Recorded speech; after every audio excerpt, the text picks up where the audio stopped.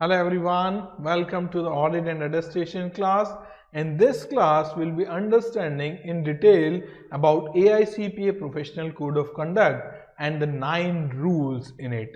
All the 9 rules will be divided into 3 videos. In the first video, we'll be understanding the rule number 1, which is integrity and objectivity rule. Rule number 2, which is an independence rule. Rule number 3, which is standard rules, and the fourth one, which is accounting principle rule. In the following video, we will be understanding in detail about the rule number 5, which is act of discredibility rule. And then in the third video in this series, we will be understanding rest of the 4 rules, which include the 6th rule, confidential client information rule, 7th one, contingency fee rule, 8th one, commission and referral fee rule, and the 9th one, form of organization and the name rule for the organization. So let's dive into the first 4 rule, which is integrity and objectivity, independence, journal standard, and the accounting principle in this video. Now we are coming to the 9 rules. So here what I did, to the first 5 rule, I put into the table because there are so many things which are common, and it would be easy for you to when you look at in the table, it would be easy to digest and understand and correlate respective rules to the respective sections. And then rule 6, 7, 8, and 9. So that's follow after the table, right? So here, like I was saying earlier also, there are few things which are common and few things which are not common, but once you see in a table, it would be easy to digest. So that's the reason I put first 5 rules in a small table. These rules include integrity and objectivity rules, right? Second is independence rule. Third is general standard rule. Fourth is accounting principle rule. And fifth is discredible rules, right? So these 5 rules we have put together in a tabular format so that it would be easy for you to digest. And here if you see like clause column, so what are the clauses which is applicable, which is not applicable to the respective rules, and if it is applicable, to what extent those rules are being applicable. So let's go from left to right, and we'll be covering rule 1 to 5 together in this table, right? So CPA should maintain objectivity and integrity. Which rule required? Integrity and objectivity rule required, and general standard rule also required that CPA should maintain objectivity and integrity. That means if you violate objectivity and integrity, you will get penalized in both the rule number 1 and rule number 3, which is integrity and objectivity rule and general standard rule, right? So these 2 rules require you to maintain objectivity and integrity. Make sense? Yes, no? Yes, sir. Yes, sir. Next one is CPA should be free from the conflict of interest. Which rule says as in CPA you should be independent to the audit client? One is integrity and objectivity rule. Second is general standard rule. In fact, this independence rules also. So here here also please mention yes. I'll update in my notes. So here also you can mention yes. So integrity and objectivity rule, independence rules, and general standard rule. All these 3 rules require a CPA should be free from the conflict of interest. Next is CPA is considered in violation of rule. When a CPA is considered in the violation of the respective rule. So these are certain points given when the CPA is considered in violation of that respective rule. The first one is, which is integrity and objectivity rule. If a member cannot demonstrate that safeguards were applied to eliminate and reduce the threat to an acceptable level. That means if there is a threat to integrity and objectivity, it is the responsibility of the CPA to apply the safeguard to save himself from the violation of the integrity and objectivity rule, right? So being a CPA, it is being my responsibility to apply the safeguard so that I should not be breaking or violating any rule and regulation. if I have applied the sufficient safeguard to save myself from violation of any integrity and objectivity rule, and I can demonstrate that through my documentation, that then I'm not in violation. But if I have not applied the appropriate safeguard to protect myself from the violation of any rule and regulation, then I am guilty. Make sense? Yes? No? Same is the case of independence rules also. So for independence, like we were discussing earlier also, then auditor need to maintain independence. That means he or she should not have direct or indirect interest in the audit client, right? For any reason, like we were discussing in a question that CPA has received 100 share of that particular company of which he or she was doing the audit, right? So within 30 days, he or she should have disposed of or donate those shares. That means he or she has applied those safeguards to protect their independence. If the CPA has not sold or donated the share within 30 days, that means CPA has not applied the appropriate safeguard to protect the independence. Then the CPA is found guilty, right? Next is for the journal standard rule. Took responsibility which is reasonably not expected to complete. We will come to that. So let's first go one by one, or one by one. For the violation, let's go one by one in the respective rule. So first, let's understand the integrity and objectivity rule. We discuss about the safeguard. Second is, if member perform service for a client and the member or a member's firm has the relation with the client, then they are in violation of the integrity and objectivity rule, right? If the member performs service, if the member is giving audit services and the member directly or any of his close relative is being serving to the client or is in the client relationship, then they are violating the rule of integrity and objectivity. Next is, so sir, in that case, if they have a relation, so they cannot work on an engagement altogether, or they can declare it and then they can continue working on it. yeah, so there are general rule that, for example, you are a husband and your wife is, let's say, working on an audit client. So you cannot work on that audit engagement if your wife is working in a key position or is in a position to influence the management decision.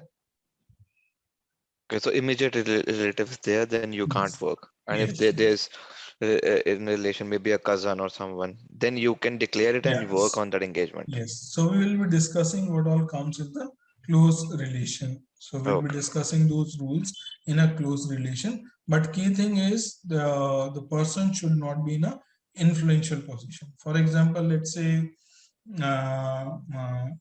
Tata Motors. So if, let's say, your brother is working as an engineer in Tata Motors, and he is being working in a production floor, but he or she has no influence on the overall financial statement, right? He or she is not in a position to influence the financial statement of the Tata Motors, then probably it may not impair your independence or it may not impair your integrity and objectivity. So we'll be coming to those things also. So here key thing is, like, whether your close relative is in a position to influence the management decision or not. That's more important here. So one question. So this point shouldn't be come under independence.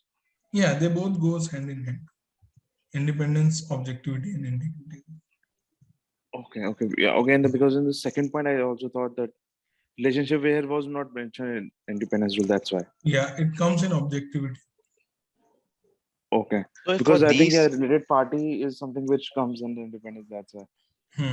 So these rules are bucket list of, like, comes under the AICPA rule, but they all are interrelated. Okay. It should not be a separate book or separate law. So, like, how are they are pointers? They are pointers of a rule. So how are the questions framed in that case? Yeah, So whether we'll be asking, we will be asked regarding a specific rule, we have to state for which rule it is supporting or something like that, or we yeah. have to have a basic understanding of these rules. No, good question, Gurmeher. Two things. One is like where they will be testing your understanding and rememberingness. So there the question would be straightforward. They will give you like certain facts and ask you like in which rule it applies. And then second would be like interpretation also kind of question. So we'll see those kind of question also here in Okay. the notes also, and then when we jump into the Surgeon software, we'll see those kind of question also. So question would be straightforward question for the respective rules, or it could be interpretation of those respective rules. Right? Okay, sir. Right, sir. Third one is members should not misrepresent the fact knowingly. So this is also important to act with integrity and objectivity. So members should not do any misrepresentation of the fact.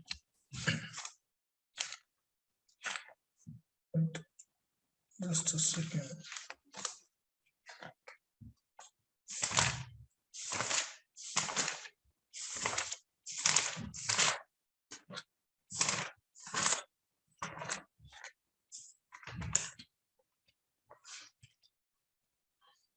Right. So third one is members should not misrepresent any fact. So to act with integrity and objectivity as a CPA, we should not be misrepresenting any fact to the management or to the public at large.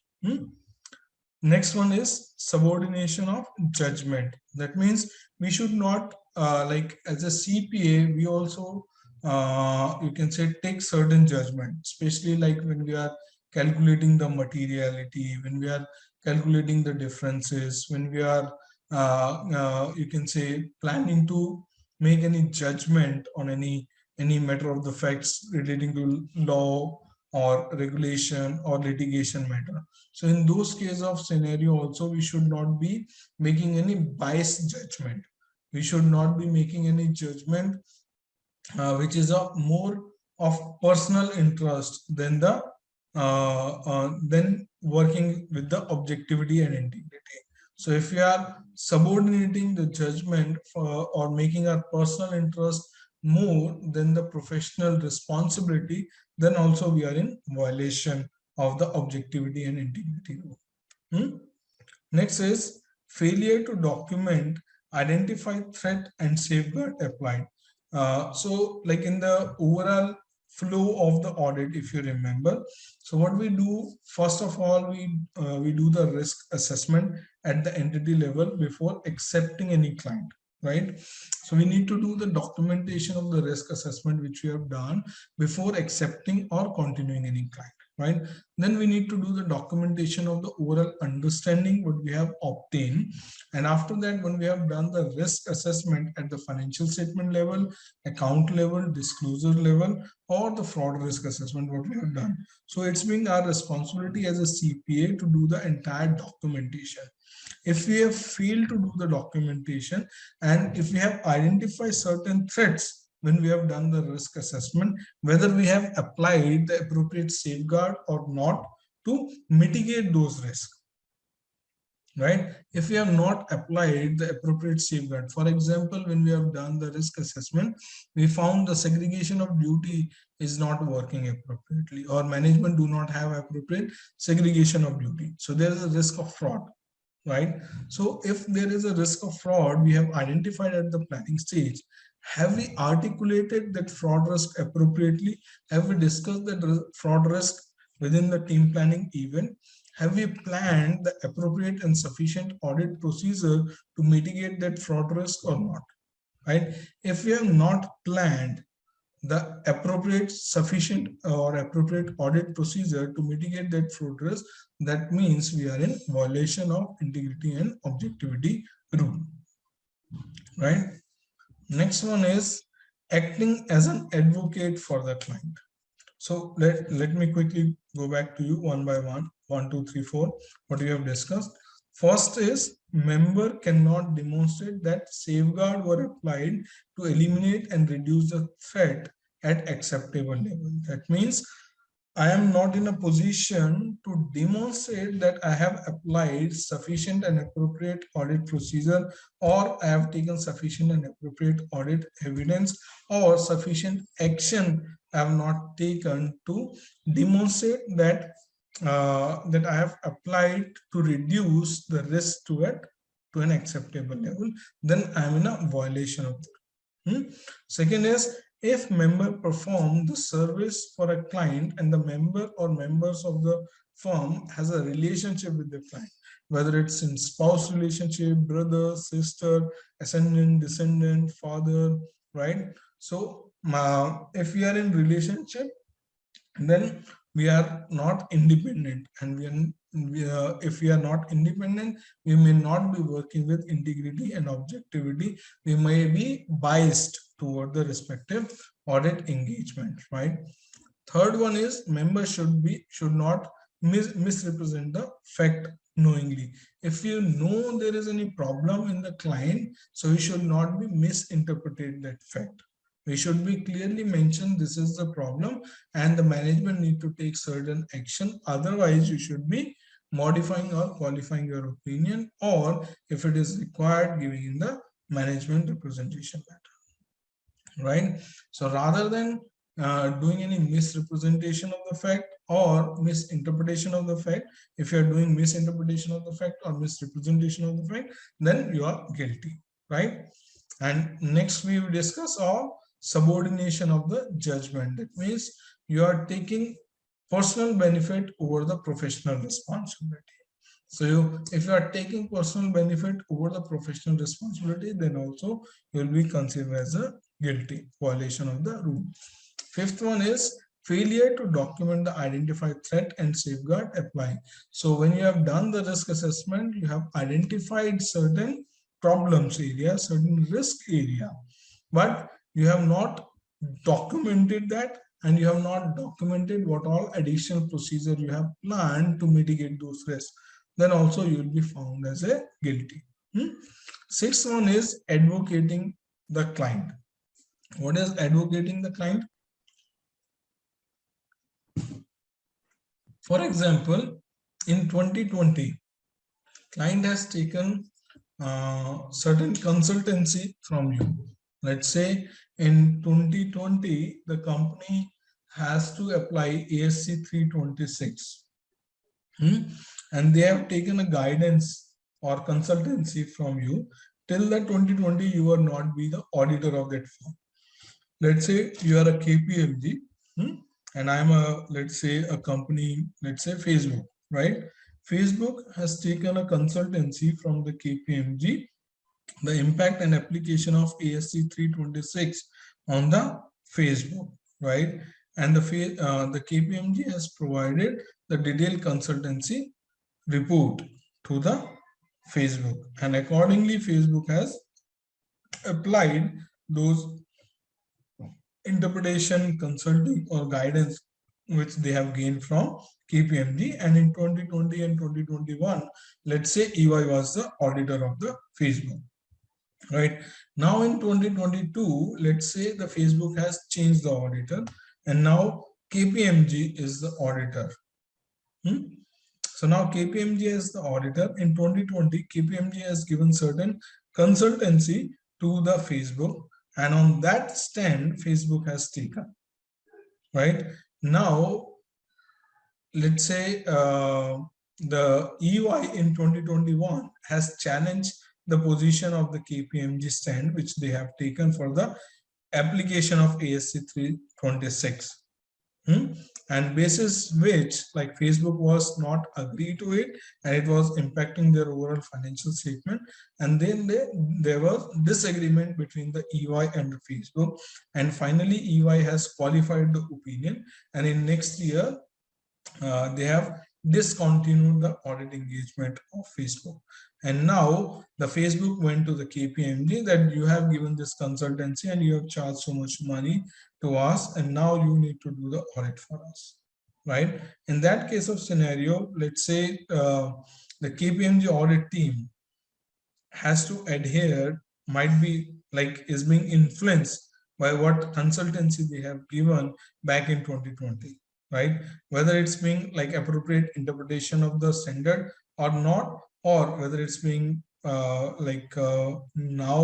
because of new guidance or new interpretation comes from the ASC or from the AICPA, would that be applies or not, right? If there is any change in the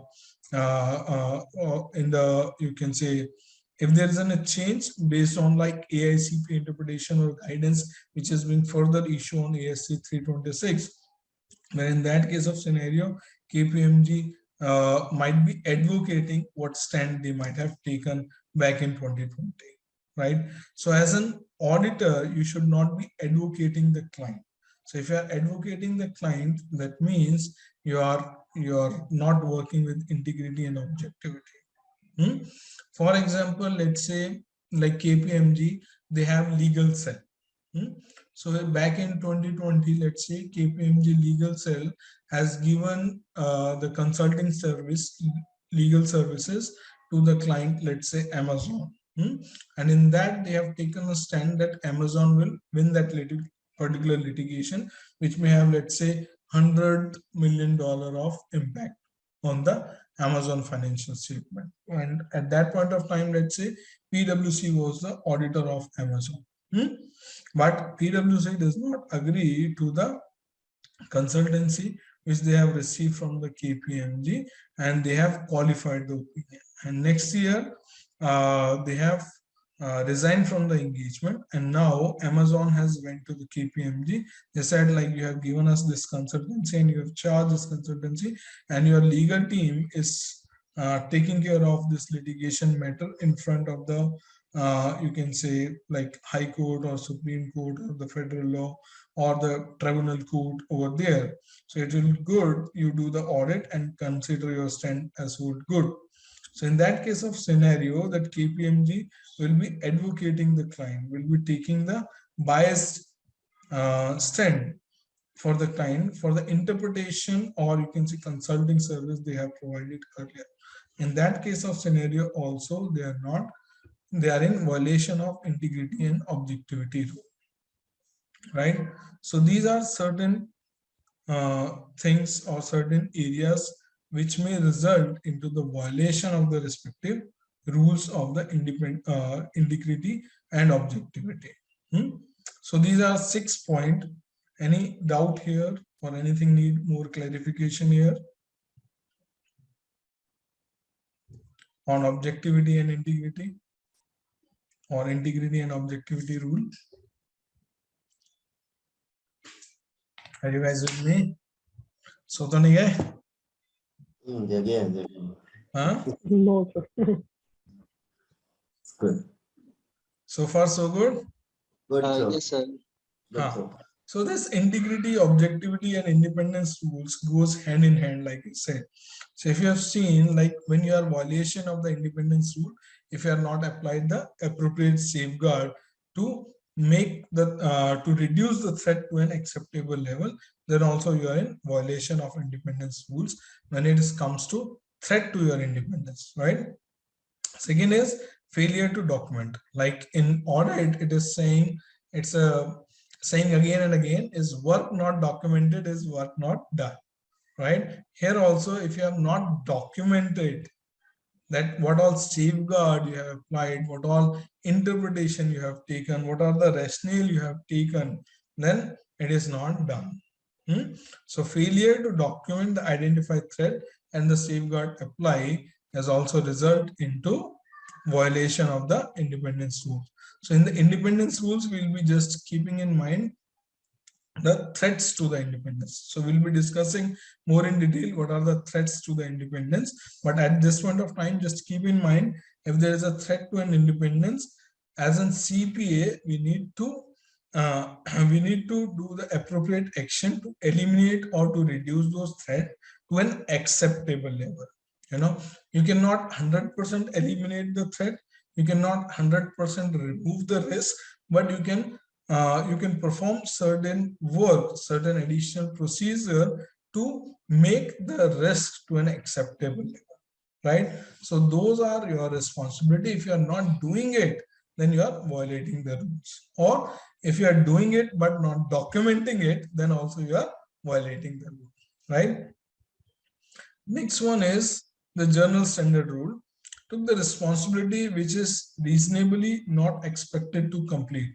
So for example, if you have taken any responsibility which reasonably you won't be able to deliver on time, right? Or you won't be able to deliver because of like your time constraint, because of limitation in capacity.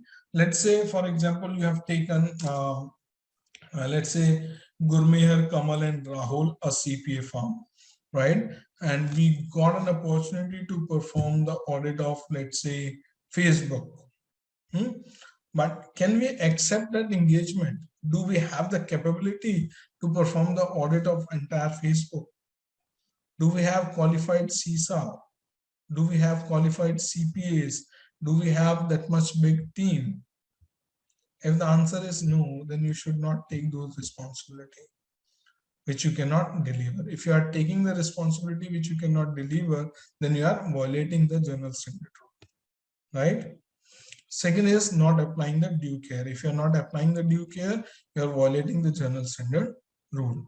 And not appropriately plan or supervise the work. If you are not appropriately planning the work, like for any audit engagement, we have discussed the team planning event, how much important is that, right? And overall audit plan, like for respective financial statement line item, what all procedure you are required to perform and who will be performing those procedures and what would be the timeline for those procedures. So that detailed audit plan is being required and timely supervision of the execution of that plan is required. If you are not doing that, you are violating the journal standard rule, right? Next is considered insufficient data to conclude the recommendation. So if you are giving any recommendation to the client based on the limited information, then also you are violating the journal standard rule. So being a CPA, it's being our prime responsibility to look at the thing holistically, right? You should have sufficient and appropriate data to give any recommendation to the client. And you should have appropriate basis of the recommendation that should be in writing, which you are given, on what basis you are giving the recommendation to the client. So if you are giving the recommendation to the client based on the limited information, then you are violating the journal standard rule, right? Next is not applied.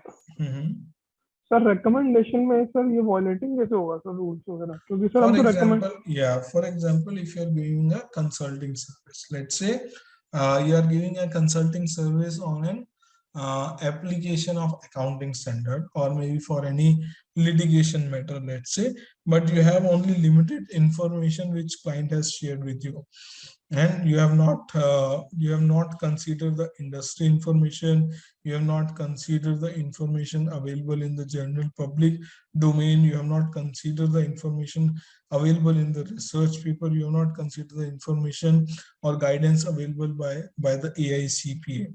So if you are giving any recommendation based on the limited information, that means you are not giving due care of your responsibility. That's a violation of the rule. Okay, sir. So, sir, it should be abide by the AICPA code of conduct.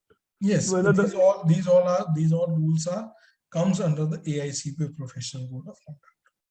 Okay, if we are giving any recommendation other than that, then it's a violation of rules, and we are, No, if we are giving a recommendation, but we are not doing the sufficient research, or we are not applying sufficient accounting standard, audit standard, rules, regulation, then it is a violation of rule. Okay, got it. And so this is about journal standard rule. Next one is accounting principle rule. Again, here accounting principle rule are more of giving the recommendation or interpretation on the accounting standard, generally on the US GAAP or IFRS. So here also the member cannot demonstrate that safeguard were applied to eliminate and reduce the threat to an acceptable level. So here in like a lot of accounting standard now now professional judgment, management judgment or CPA judgment play a significant role here, right? For example, provision for doubtful debt. Provision for doubtful debt, like management takes certain assumption, basis that they create the provision for doubtful debt. So as in CPA, we need to validate those assumptions which management has taken, right? If we are not validating those assumptions, and if we are validating and not documenting those assumptions which management has taken to reach to a conclusion, then we are violating the accounting principle rule, right? For example, like management need to make the financial statement according to the IFRS, and they have taken LIFO as a basis for inventory calculation, inventory valuation, right? In IFRS, LIFO is not allowed, right? So what all action you have taken to inform management that LIFO is not allowed and FIFO is allowed or weighted average is allowed? If the inventory is being valued based on FIFO and weighted average, what would be the impact on the inventory valuation as well as on the cost of goods sold, right? So all those things you need to document appropriately, whether those corrective action has been taken by the management or not. So here accounting principle rules are majorly relating to the GAAP rules, right?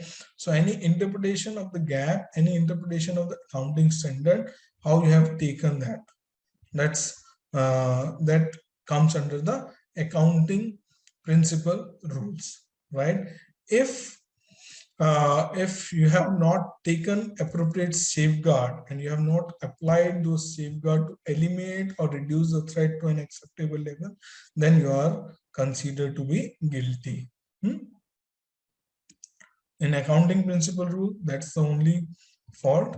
Last one is the act of discredibility rule. So this is again very important, act of discredibility rule. That means it comes to the image of the CPA, image of the AICPA. So what all things you should, if you are doing it, you are violating the act of discredibility rule. So first one is, for example, if your client has not given you the fees and you are not returning their document, so that is called act of discredibility. That means once you have completed the audit, within 45 days of completion of the audit, it's been your responsibility to give all the documents, client document only, not your audit work people, only the client document back to them, right? If you're not giving back to them, then you are violating the rule. Second is violating anti-discrimination or harassment rule of the US in hiring, promotion, or salary practice. So being a CPA firm, you are biased toward, let's say, male, or you are biased toward female, and you are not promoting females or you are not promoting males in your organization. That's not a healthy practice. If you are doing such biasness, that means you are violating the rule. Or if you are harassing someone, whether it's a man, woman, or transgender, for their promotion, hiring, or increment, then also it's in violation of the rule, right? Next one is failure to follow the standards set forth in the government audit guide for the government audit.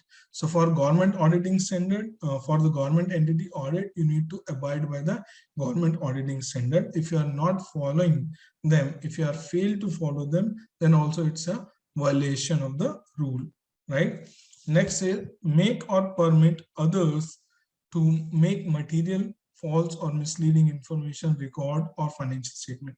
That means if you are, like in India, you have seen like a lot of CA do the fraud billings for their clients. They help in cooking the accounts of the client. So if you are involved in any such thing, cooking the accounts of your client, doing the fraud billing of the client, or adding the fraud expenditure, or you can say expenditure which are not actually there, but you are booking those expenditure for your client, then also you are acting for as a, you are violating the rule of discreditability rule act, right? That means you are making down the image of the CPA and AICPA in front of the public, right?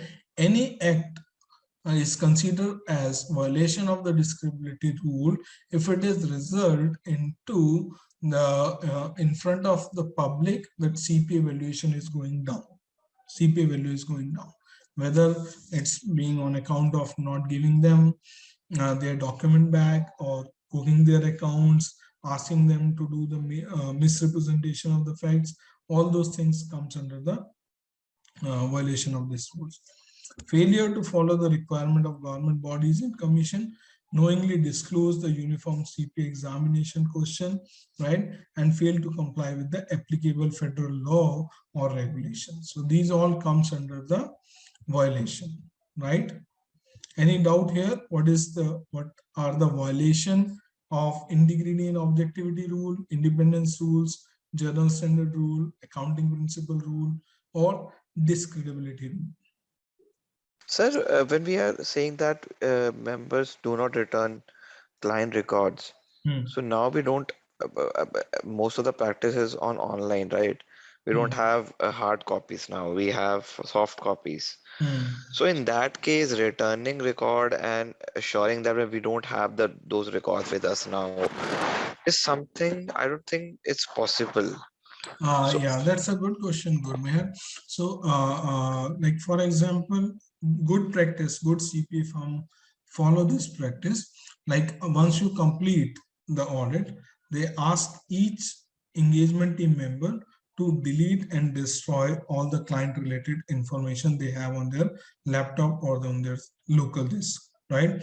Only on those, like say if you are working in EY, so all the documentation relating to the audit should be in your canvas. It should not be in your local disk drive or on your email, right? So I'm sure like after the completion of the audit, you might be receiving this email from the independence team as well as from the your engagement team that you should delete and destroy or remove all the client related information from your local disk, right? Have you received any such communication? Yeah, clean desk policy.